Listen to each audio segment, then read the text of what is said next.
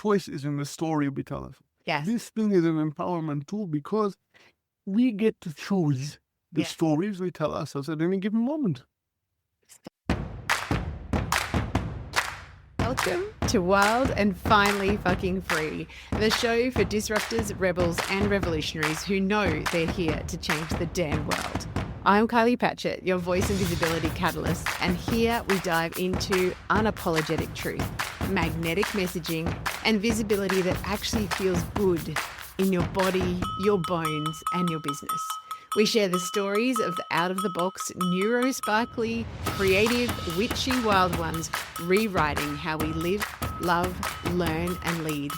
This isn't about being louder. It's about being rooted, resonant, and regulated so you can be real, raw, and ready to roar.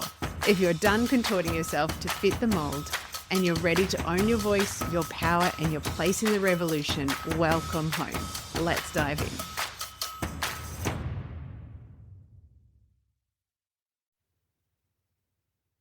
Hello, everybody. This is part 2 of a 2-part episode with my beautiful friend, Etai Nahary, who is a intuitive human design guide. In this episode, we dive into so many different facets of Etai's love of language, narrative psychology, storytelling, using the human design chart to actually inform us of how we move through the world. So if you haven't listened to part 1, go backwards and listen to the first part, and let's dive into part 2.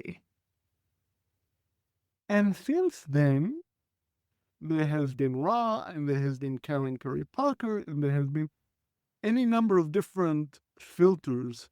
And each teacher and each reading is a filter of the material, right? And there have been endless, thank God, filters of people looking at chart. And Karen Curry Parker had such a strong aversion to the language of original human design. She said, what? I can't do it. I'm going and I'm making my own language. 100%. And out of this came the quantum human design. Yes. And Annalena learned from Karen. And then taught us. So we are in that lineage, right? And so that's, I don't know where I was going with this, but it's an evolution of human design.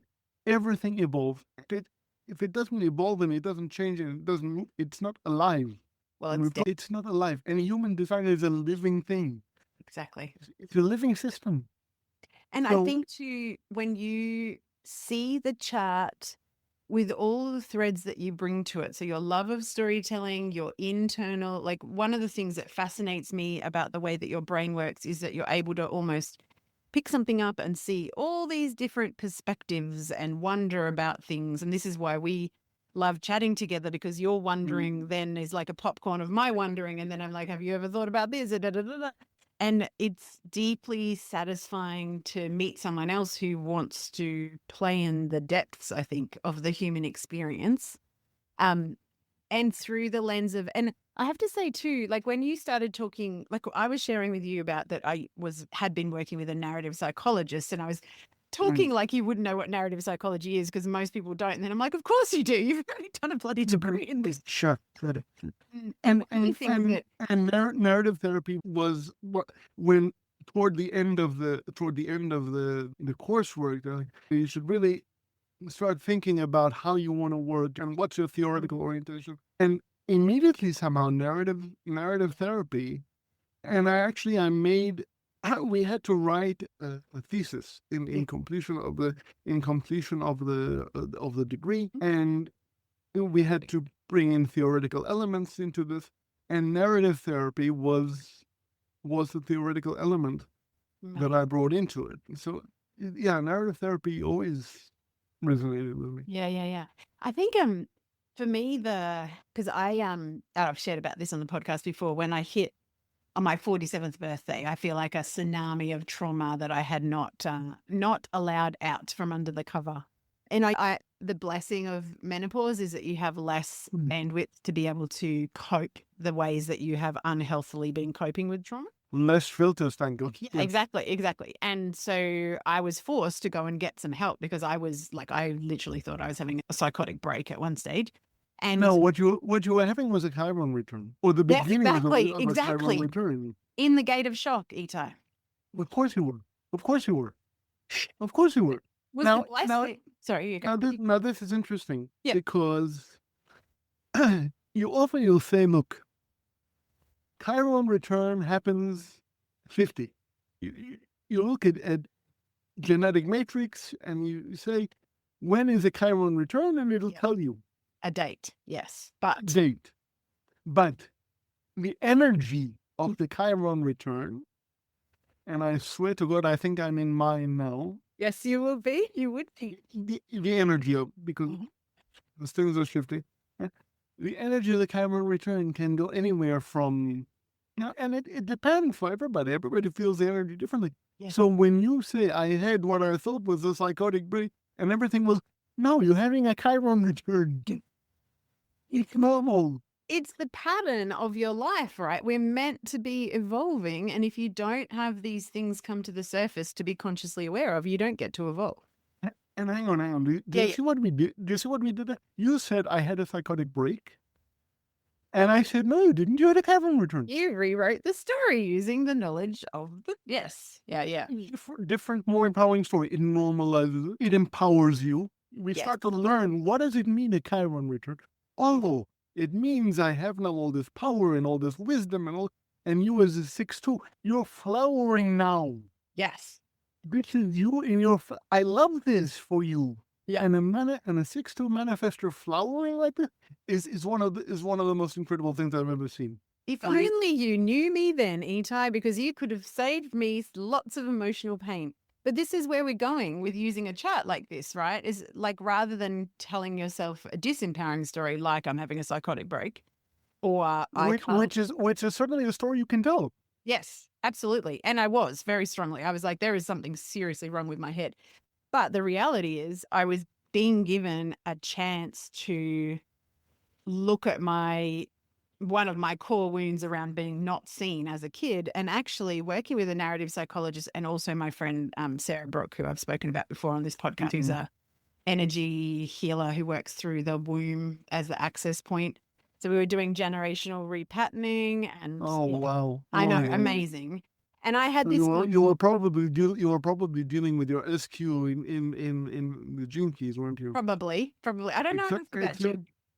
Except you were probably doing it at the time through tropical. We'll forgive you.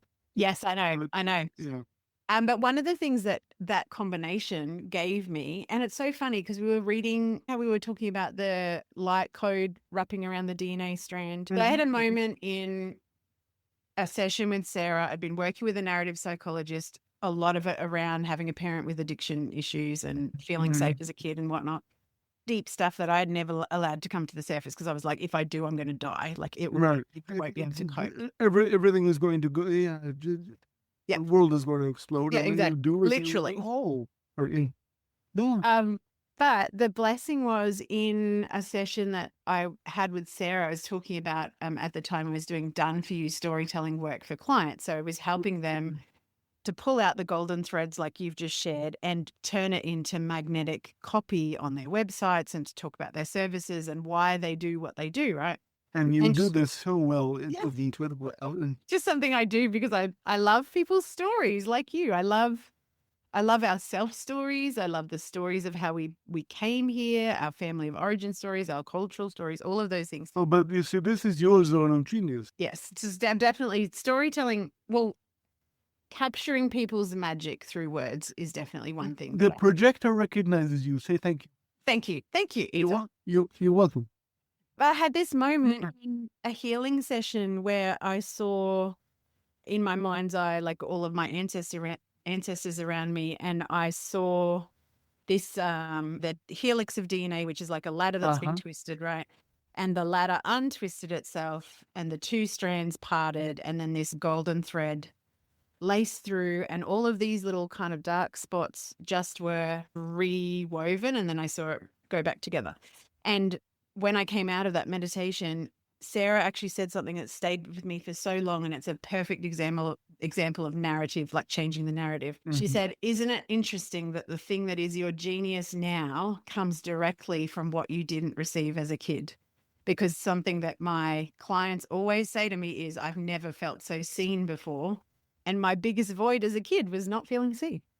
Well, it's like, and that makes all the sense in the world. yeah, Both psychologically. yes, I mean, that's the Chiron movement, right? And if you look at a Jewel Keys chart, yes, people will see that the core, that what is the core wound becomes the vocation. yes, yep. It's So, the two sides of the same coin, right? absolutely. Amazing. Coming back to your example with the 5342, I really want people to understand that when they come to you for readings, that you will help them to understand, because I think it is the Explorations, yes, explore together. explorations. Exactly. And it is language is important. yes, this is another thing that we bond over, the love of language. Only one for me, just trucker Australian English. No, the language is important, because language, and again, here is I was raised Jewish, and like I said, I wanted to be a rabbi.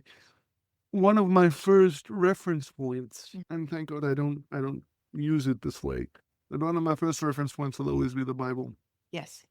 And Jews tend to put a focus on what most of the world calls the Old Testament, although I've read both cover to cover several times. But you look at Genesis, God created the world through words. Yes. God speaks the world through Start. Well, God manifests, right? God manifests.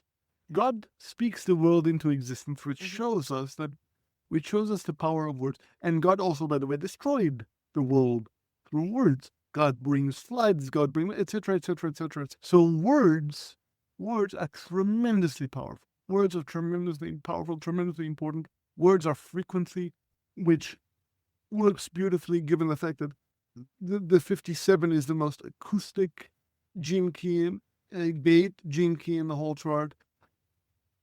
Yeah, words are very, very important. Yeah.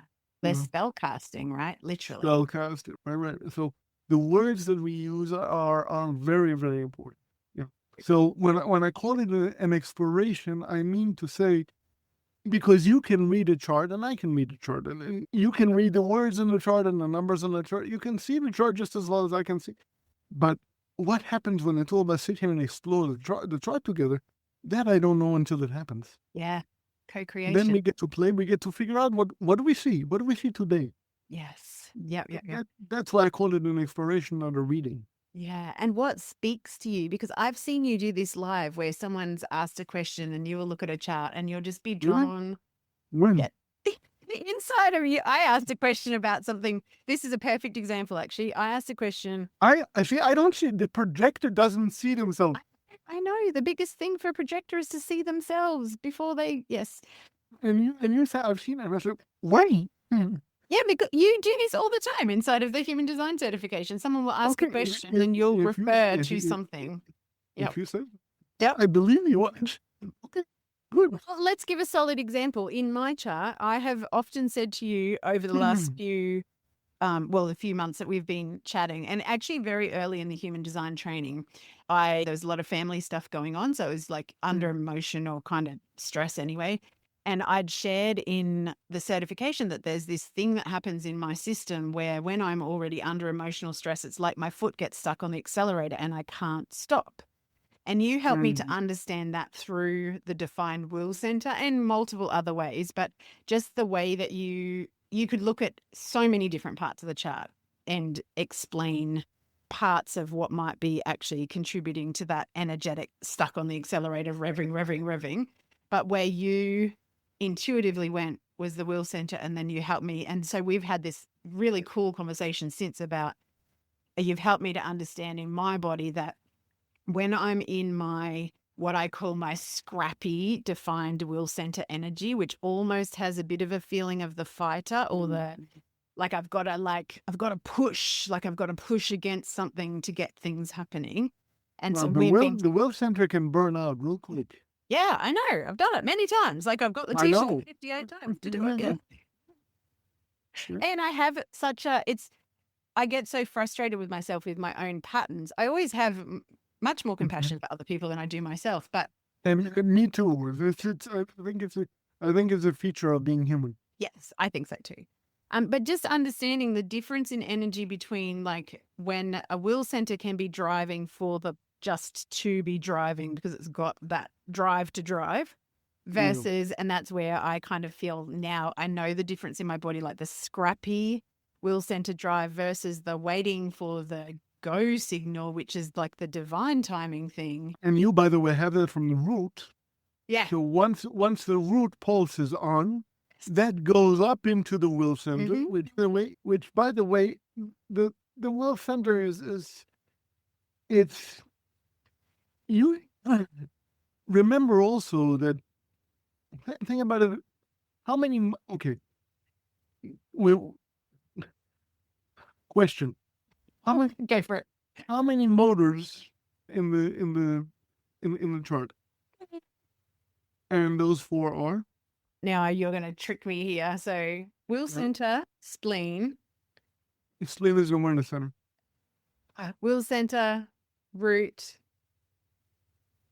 sacral, and solar plexus. Yep. Yeah. I always get the solar plexus and the spleen. Which one, left or right? Well, they're on either side of the thing. Of course, it's an awareness. Yeah. And so what happens there is that when you get the pulse from the root, because the root works, the motor centers, generally speaking, work in pulses. I think generally speaking, well, even the sacral does, but the sacral is the only center that really can go and go and go and go, as long as there's a response, physical response. Not an awareness center. It doesn't know what it wants to respond to until you want to drink that? Yeah, you want to drink? No, all those monkey noises that it makes. But most, and there are moments where the sacral will go out, and that's when the generator types know that they're exhausted, and that's when they rest and they're satisfied. But generally speaking, motors, and I say generally speaking because the ESP is a motor and an awareness center, and it works in waves. But generally speaking, the other motors work in pulses. The root works in a pulse, and you happen to have it. Let's look at your chart. This is the foundation chart. It's your natal, right? Yeah. Now, the interesting thing is that you don't actually have a connection energetically, usually, from the root to the will. But you do have it. You have it the other way. In other words, you have it, but it's all right. So when your root gets a pulse to do something, what happens energetically for you is that I would think, or I would intuit, and I don't know exactly how this works, but you go and you go on the lap, and there's a from the what is that, the 50? Yeah, that's the 58 to the 18 to the, so there's the pulse. Etai, just give me a sec. I'm trying to get the chart so that it'll be. I'm not sure that this theory of mine works, but oh yeah, there you go. Okay. No, but essentially speaking, and there'll always be connections to it, because I mean this is the natal chart. It's not, and the chart will change daily because of transits, so things will be connected. I mean, it's very, very possible that what happens with you is that your root pulses on, and then works in such a way through the connections that exist through transit, through to your will center, which is exactly that, which is the will to do things, and then you go and you do. So I'm just going to point some things because I can point with so if you're new to human design, this is a body graph. There is lots of introductory episodes about human design, which I will link to underneath this. Okay, good. Thank you. Please don't feel overwhelmed. But what we're talking about is this center here, which is the red one. I can't see where you're pointing to, but yeah. Do you want to point? No, you point because I have a visual tracking issue. Okay. So I'm just saying the colored in centers are what's called defined centers, and then the not colored in ones are either undefined or open. But at the moment, we're just talking about this little center here. And when we're talking about the motor centers, what we're talking about is sacral, the root down the bottom, the solar plexus or emotional solar plexus on the right, and then the will.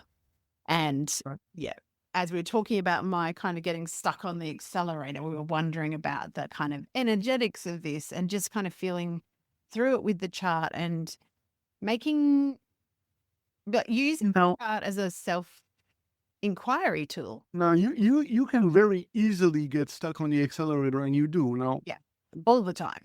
And why do you think that is? Given why do you think that is? I think there's a couple of things. I think there's a lot of conditioning still for me to clear out about work equaling worth.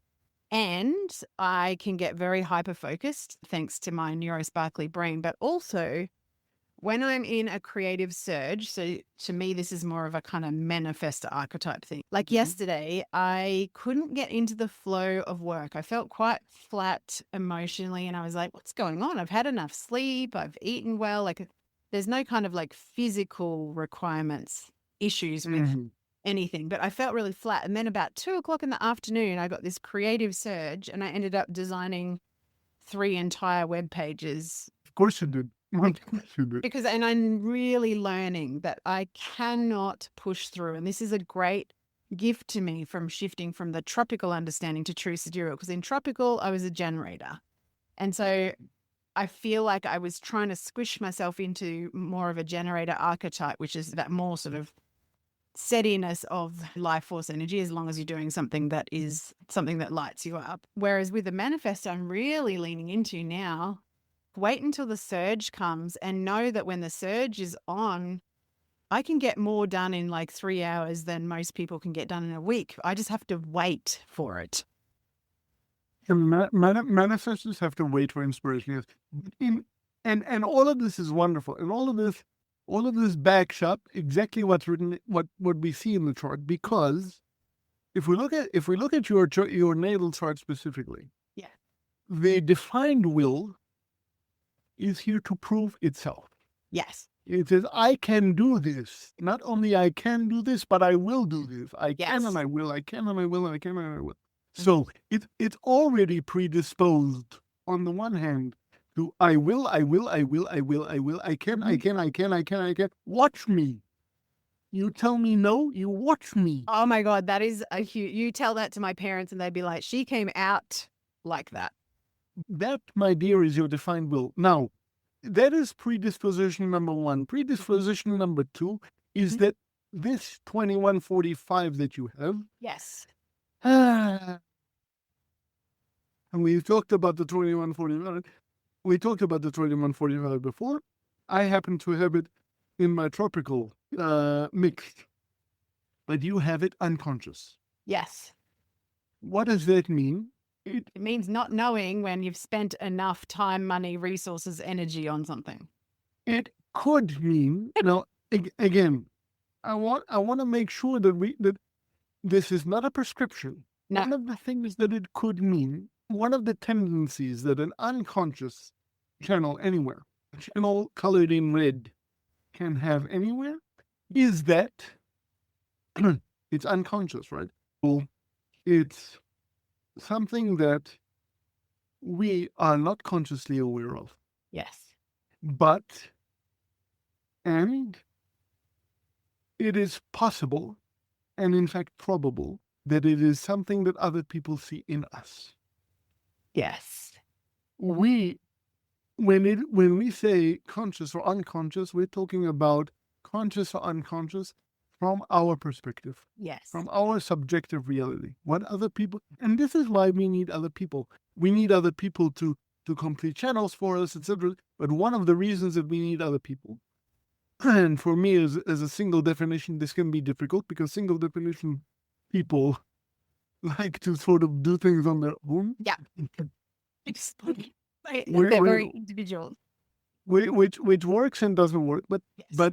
But in this case, you don't necessarily need, but it would be helpful for you to have somebody out there who's telling you, Will is in overdrive again because I see it and you don't. Because from your perspective, it's unconscious, but I see it in you, and I can gently tell you, Kylie, this thing is unconscious. Relax. Yes. Yeah. I'm so grateful for being in connection with you as a friend and being able to reflect these things back to each other. I find that is so helpful. And we were talking about before we started recording, like the majority of channels in the chart are projected channels as How well. many? How many? 22. The 36 are projected channels. And that to me means, again, this is one of my other things that I don't love about traditional human design, is that when you put people in buckets of you're a manifestor or you're this or you're that, we're trying to sort how many billion people are in the world right now? Like 9? Last time I checked, it was 8 or 9. Yeah. So 9 billion people into 5 buckets. Like that to me, even luck. when you say that, it makes no sense. There's so much individual difference in, and even in, like, just say, so you're a 3-6 projector. If we looked at 10 different 3-6 projector charts, they're going to be very, very different. And not only that, I look at my own chart, and I've had a certain day or something has happened, and oh my God, I have this gate, and this is the transit, and I didn't see the story. But in my own chart that I supposedly know better than anything else, I don't see a story until I meet the story there. Oh, that's why. It's this gate is doing that in this line. Oh, like you said, okay. It's not an absolute either. It's like, well, this is what Absolutely could not. happen. The other thing that jumps to my mind. These things are tendencies. Yes, exactly. The other thing that jumps to my mind with the 2145 too is that the 21's my unconscious earth. So that has another layer of meaning. It's your unconscious earth, which means that it's actually here to ground you. Yes. It really is here to ground you. It's actually your purpose. It's actually your purpose, Jinky. Yeah. So you are here to teach us about. Do you remember the different frequencies of the 21? No, I don't, and I've only just read them over the weekend. I can't even remember I don't even have my chart in here. Let me just hang on 2 seconds. Hang on. So you've got in the challenge. Yes. In the shadow you have force, right? Yeah. In the gift you have, I believe it's strength, the 21, and in the city. I feel like it's control is the shadow, which is very much something that I control. Right? Control, authority, and valor. Okay, control. Right. Oh, so where was I getting? Oh, that was the 34. Sorry. Yeah. So control, authority, and so control is exactly. We talk about the shadow of that. Control is exactly what you think. It's this. It's the I'm going to control this. Yes. I have to make it happen. I have to do it all. I have to drive it. And what's interesting about the 2145 is the 21 is the gate through which we get resources, through which we acquire the things that we need. Because the 2145, and look, the 2145 is a beautiful channel. It has its purposes. It has its uses. It's a tribal channel. What does a tribal channel do? A tribal channel goes from the 21, from the will to get things, to get resources. Then the 45 says, okay, now we have things. We, the tribe, have things. We're not going to distribute the wealth that we have for the tribe for equally, so everybody wins. So we need the 21. We need the 21 to say, this is what I'm going to go get. Yes. And I have the authority to go get it, and I'm going to get it, and here I'm going to. So we need this, once we're in, And just because we say shadow, gift, we, in any given moment, these are also fluid things. Very much so. Nobody gets stuck anywhere. We can move very well, not so easily, but it's possible. I wish easily. Okay, wishful thinking, but it's possible theoretically to move. Yeah. Let's put it that way, between the shadow and to the gift into the city. So it's very it's very possible to go from control into the gift of authority. It's a natural thing. Once what you're getting and for what purpose you're accumulating these resources to get them, then you have the authority. I have a purpose now. My purpose is to go for the tribe, for the good of the tribe. It's a tribal channel, remember. The other thing that when I was reading the Gene Keys over the weekend that really, really hit home to me is it talks about the shift from hierarchy. So I must be the leader in a certain energy versus synarchy. And synarchy is something that I have long believed in and driven towards. And this is the reason why, like, I've done the work. You and me both. Yeah.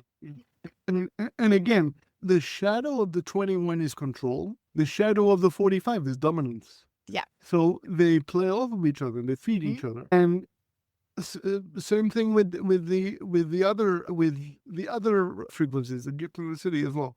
These are all that's they feed off of each other this way. Yeah. It's so cool, isn't it? Because, and as I'm hearing you talk and we're looking at the different stories here, rather than using human design as a set of rules, using it to understand the way that we design to move through the world and you said it so beautifully before, this is one of the things that could contribute to this pattern of behavior or this pattern of moving through the world or whatever. To me, it is just a beautiful empowerment tool to feel into. And like, even with everything that we're saying, as with anyone that you're listening to about any modality, you have to feel it through your own field. Does it resonate with you? Does it not resonate with you?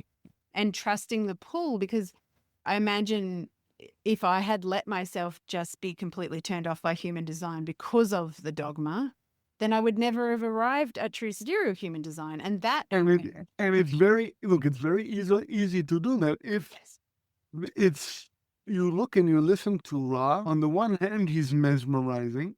I mean, his frequencies. I listen to his lectures and I'm like, oh my God, there's something in his frequency. Yes. That completely takes you in. But if that's where you're coming from, and they'll often talk about in traditional human design, they'll talk about no choice. And for somebody like me who has been in a wheelchair his entire life, and I'm going to stop sharing for the moment, who's been in a chair his entire life, who needs help with the most basic of activities of daily living. Yeah. If you're going to sit here and tell me I have no choice, I'm going to tell you, fuck you. Yeah, fuck you. Exactly. That is the exact opposite of how I see the world. We're always at choice. Right. Always. And where's the choice? The choice is in, and I've said it before, choice is in the story we tell us. Yes. This thing is an empowerment tool because we get to choose the stories we tell ourselves at any given moment. So cool. And that's one of the reasons, and we'll do this in another installment, but yes, that's one of the reasons what I want to do the next time we get together, and it's sounding like we will. Yes. What I want to do the next time, if it's aligned for us both, is to take a look at is what we're going to do to begin with here, is to take a look at your transit chart and to say, okay, what's going on now? Do you want to do a bit of a teaser? Because I think the other thread that I'd like to kind of prelude for our next installment, because I do think we have way too much to say to keep. We have way too much. Yeah. Is that and by the way, thank you everybody for sticking with us up to the point. You guys are amazing and we love you. We do. And I hope that you're as fascinated by the unfolding of it. Like both, this is why I love talking to people about how they were led to do what they do in the world. Because your golden threads, and I'm always talking to this with clients about writing magnetic copy, is that there is literally probably thousands, if not tens of thousands of human design readers across the planet. And the ones that are for us are the ones that resonate. And so when we are just being our full unapologetic self, as we are just chatting backwards and forwards, as we always do, your beautiful energy is going to resonate with the perfect fit soulmate clients for you and your magic in the world. And for some people, it'll be like, oh yeah, I'll take it or leave it kind of thing. And that's as it should be, because we're not for everybody. You're not for everybody, but we are for the right people. Yeah, exactly. But in order to find out who those right people are, we need to show up. Yes, we need to show up, and we need to share, and we need to trust. And that's hard, by the way, but we're doing it anyway. Yeah. Well, and I think the other thing is, like, if I go back to my genetics, there's never, ever been and never will be another human exactly the same as you or me or anyone else. Karen Parker says that each of us are a once in a lifetime cosmic event. Exactly. And I love it. And so once in a lifetime cosmic event. We need to be here for some reasons. I want to say reasons. Reasons. And to me, the chart helps you take a snapshot of what was activating at the time of your birth that can give us some indications of the flavors and the energy and the way that we're meant to move through the world. I think the prelude for me is when you think about human design, particularly if it's a newer system to you, don't just think about this is my birth chart. And I think if you want to just share, do you want to share the transit chart just as a kind of prelude? Because I think most people... We could. Sorry. And while I'm doing that, I want to just double click on a word that you used, which is a snapshot. Yes. The chart is... two snapshots, yes. Is a snapshot. Let me see if I can... The chart is something a term that I learned from integral psychology. The chart is what I like to say true but partial.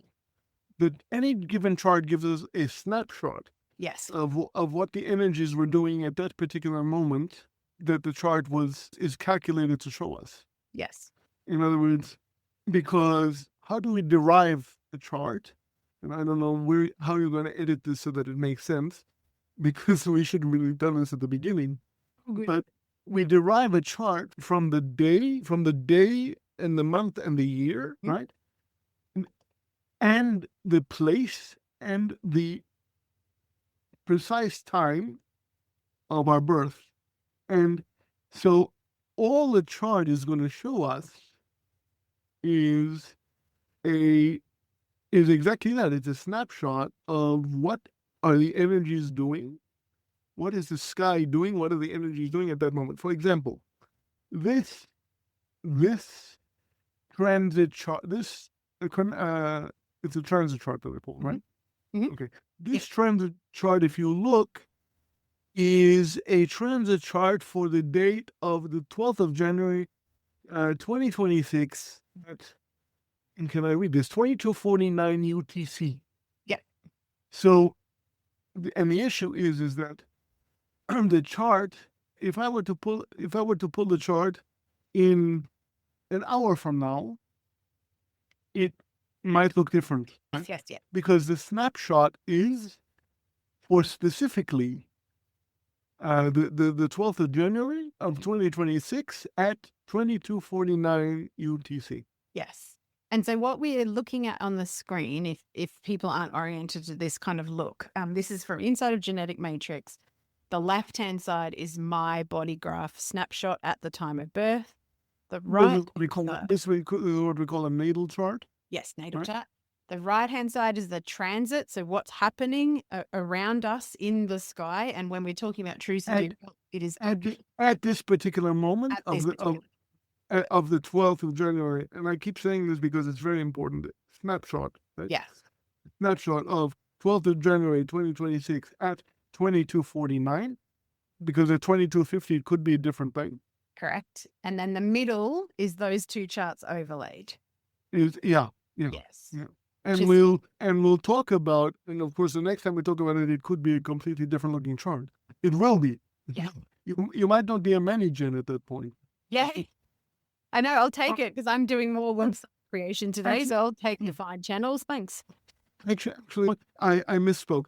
I said you might not be a manager. Yes.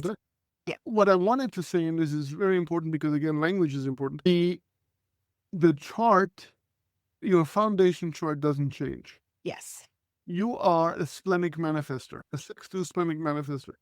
You, because of the transits today at this moment, you could feel the possibility that you could feel like an emotional manager. Yes. That does not mean that you are an emotional manager. Okay. It means that you could feel, you could theoretically possibly feel like an emotional manager with every one of the bloody centers defined. Yes, exactly. How does that feel?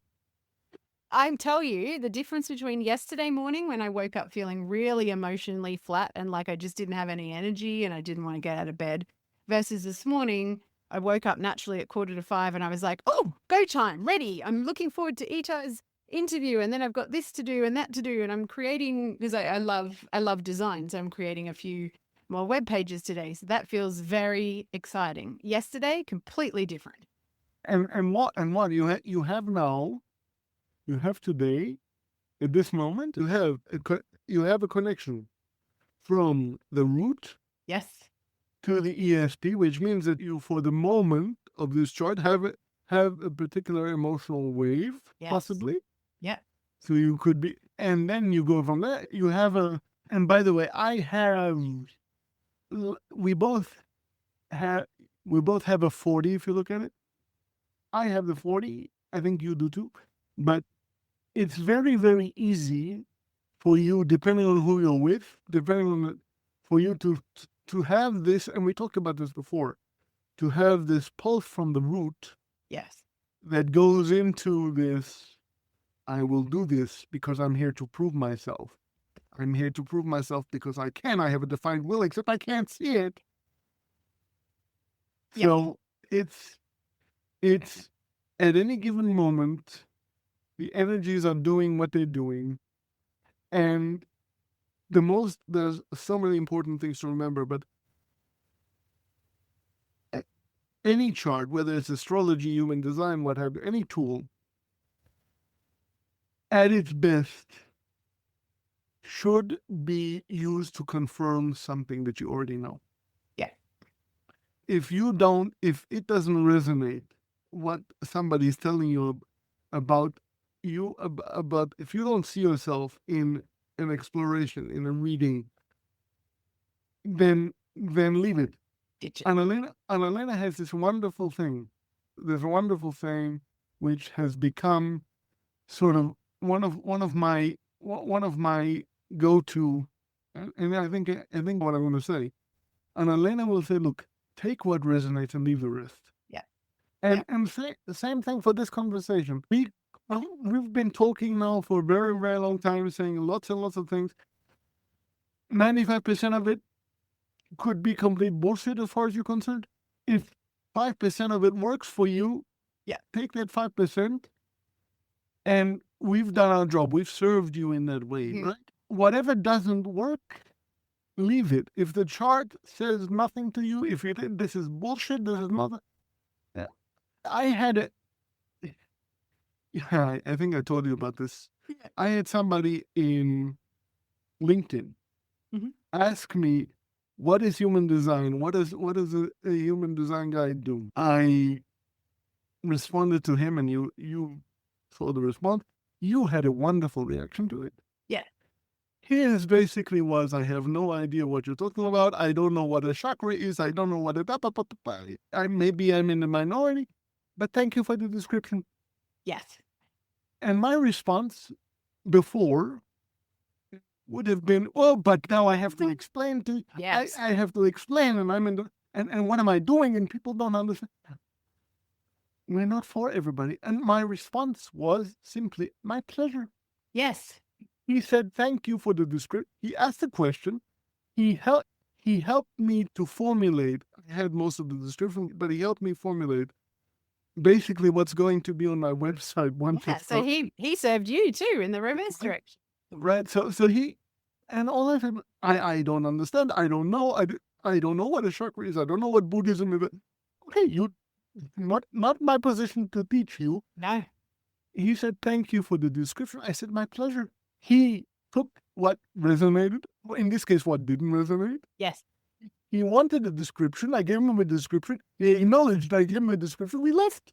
We're done. And how much more peace do you have not having to try and fill the gap with an explanation? And not having to, oh my God, I'm people don't understand what I'm saying, and I have to fix, and I have to, and what if people don't understand? The people who are meant to understand, yes, are going to understand. And if they don't, they'll ask questions because they're curious and like that. Yeah, exactly. So in that way, fine. Yeah. I know, and I already had a sense that this particular person wouldn't be interested in, but he asked. Yes. So I answered. Yeah, exactly. You ask a projector a question, you're going to get an answer. That's what we do. Yeah. I think this is a fabulous, like a final kind of like pulling everything together, because as we've said, like we are uniquely designed. We will resonate with the people that we're meant to resonate with. Our story and the reasoning behind what we do in the world will attract our soulmate clients, and we don't have to work at bending over backwards to please all the people all of the time, because I see that all the time with people's marketing. I'm like, stop that, because you're watering yourself down, and the people that need you and your gifts don't want you undiluted. There's one thing that I came to in my process as a disability advocate, which again, it's not that I'm not a disability advocate anymore. I am a disability advocate by necessity. I always will be. I don't exactly know how disability will work its way into all of my offerings that I'm doing, human design related or otherwise. It's just not going to be necessarily a front of the first thing you see. Yes. The human design is going to be.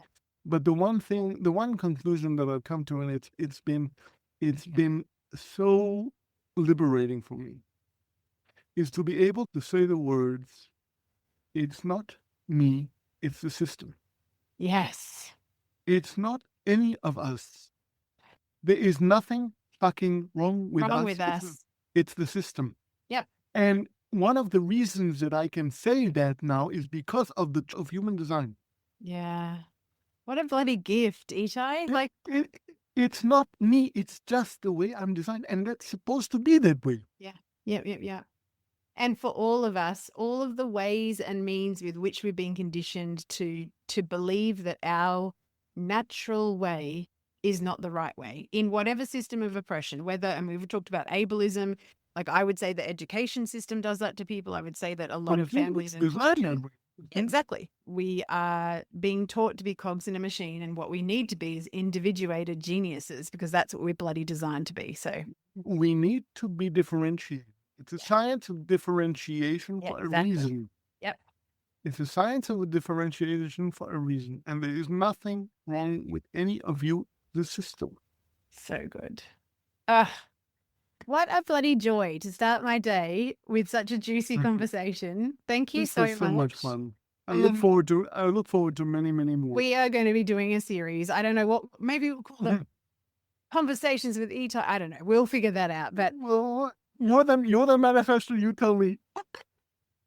What? It doesn't even matter. Well, it does from a language perspective.